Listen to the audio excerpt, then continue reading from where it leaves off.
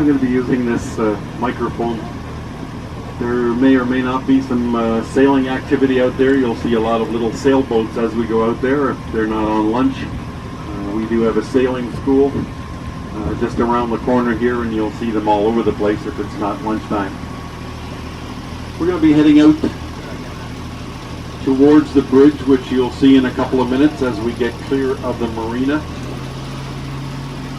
We're going to be going down the shoreline on the left-hand side of the boat, all the way down till we get to the bridge.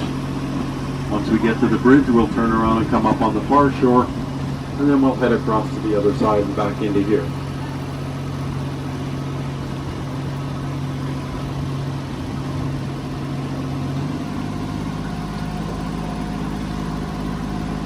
This boat is part of the Hamilton Waterfront Trust, as is the large boat that you're going to see as we go by the corner here. That's the Hamilton Harbor Queen.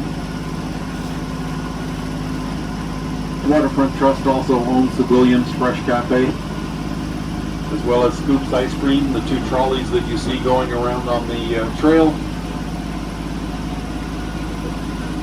And also we manage and operate the grill and the roller skating rink, which is also an ice skating rink in the wintertime.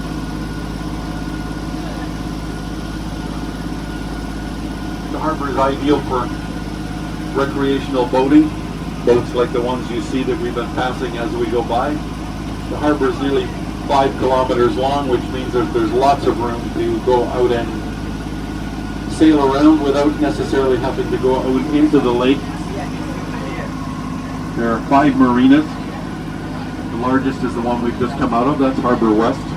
That's a public marina. If you have a boat, you can put that boat into the water. You can rent the slip for the season, and they also have the facility to take the boat out of the water at the end of the season. Our boating season here is from April the 1st to October the 31st. Either before that or after that, you're unlikely to see any of these boats sitting in the water, because as the winter months approach, it's a very good chance that this water can freeze. In fact, a good chunk of the harbor can freeze over in the wintertime. I was talking about the sailing school. You can see all the sails sitting over there tucked away, so they must be in for lunch over there.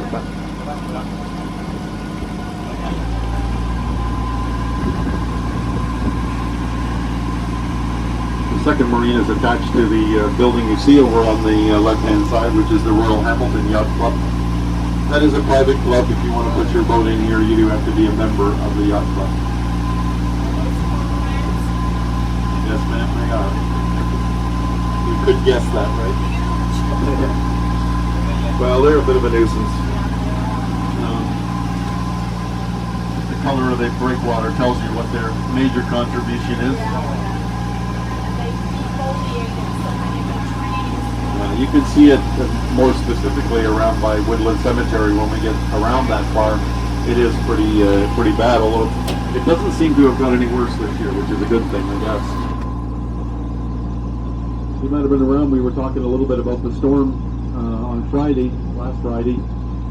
This flagpole up here is no longer sporting its flag. For that, apparently it ripped right off in the storm on Friday.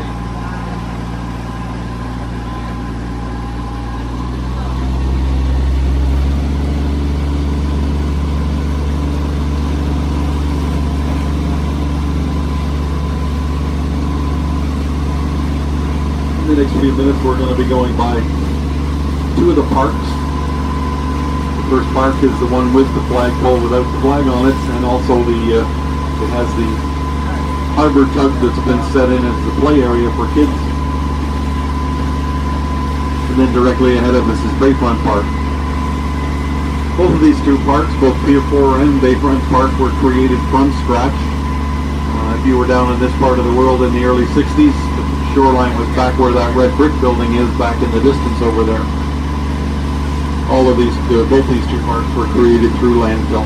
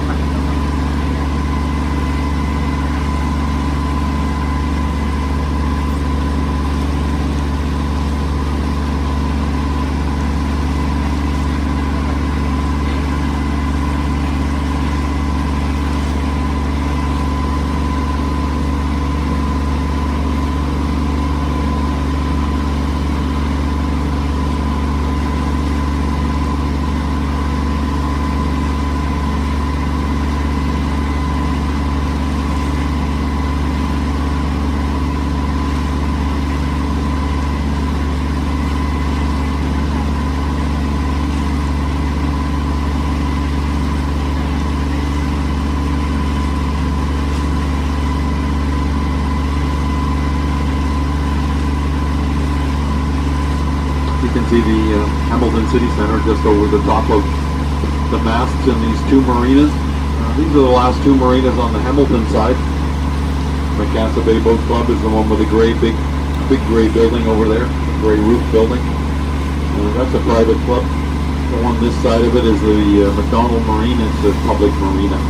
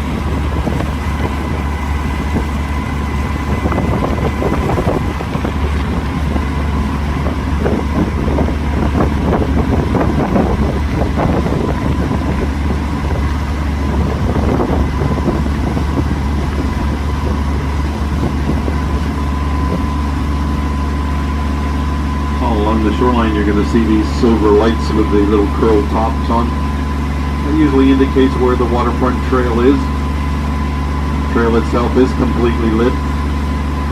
With all the extensions and the distance around the outside of the park and so on, the park is, or at least the trail itself, is anywhere from 8 to 10 kilometers long now. If you take a ride on the trolley will take you almost all the way around the whole length of the park.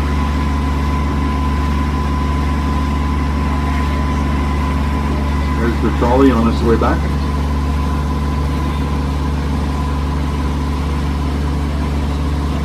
It's a pretty good ride. It's a good deal. It's only $5 to take a trip on the trolley, and keep in mind that it does take 90 minutes to do the complete trip.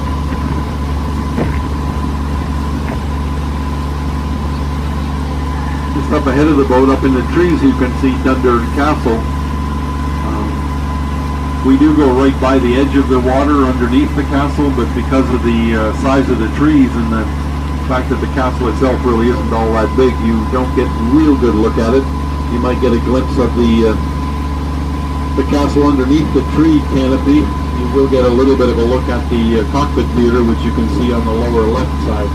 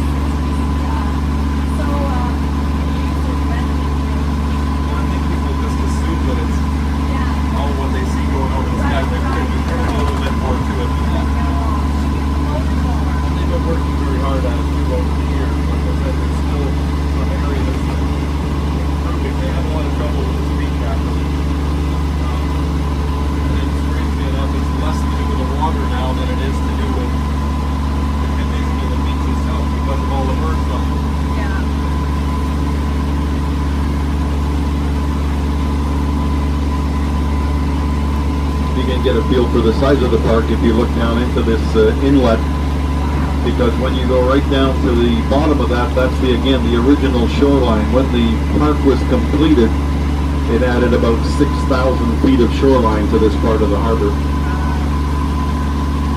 I think that's Crook Street right there.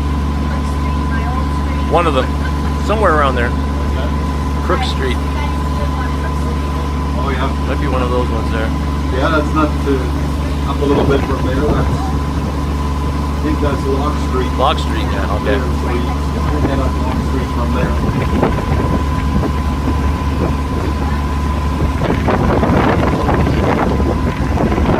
We're just coming up on the castle. As I say, you can see the cockpit theater.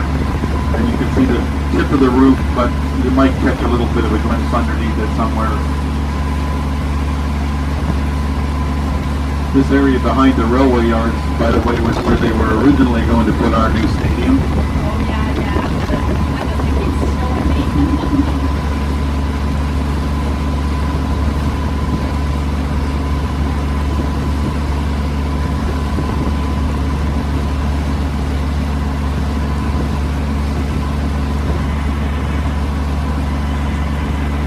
Yeah, you can just see just a little bit of it underneath the trees there.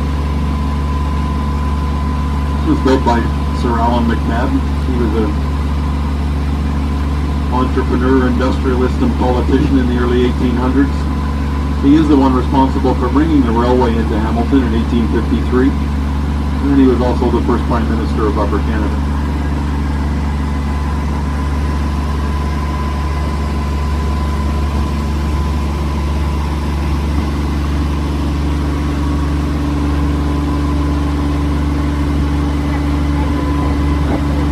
Kind of the end of the first section of the waterfront trail. The next extension took it from here all the way through to this side of the bridge. When they built the trail down this part, they did have to make some alterations to the shoreline. It was determined that they had disturbed some of the nesting areas, so in order to recreate those nesting areas, you'll see a series of 9 or 10 man-made islands along the shoreline here that were created to replace those nesting areas.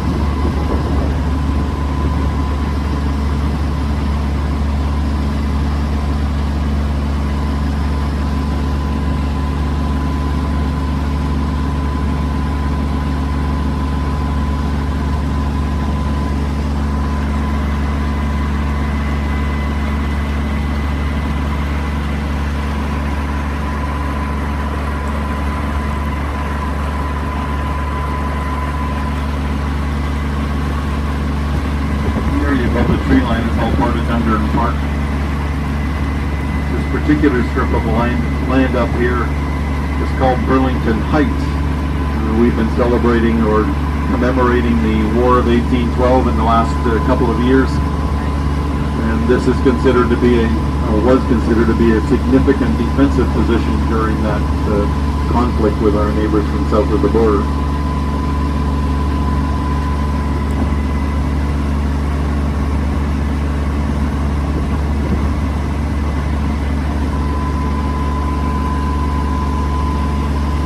The part of the harbor you never quite know what you're going to see in terms of the bird life.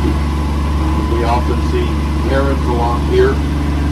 There are a pair of osprey that often float around up here, but lately there's been a couple of sightings of the bald eagle. The nest itself is in Coots Paradise, which is on the other side of this land, Burlington Heights. But I did see it last week. Sometimes the male will wander over here looking around for something to fish out.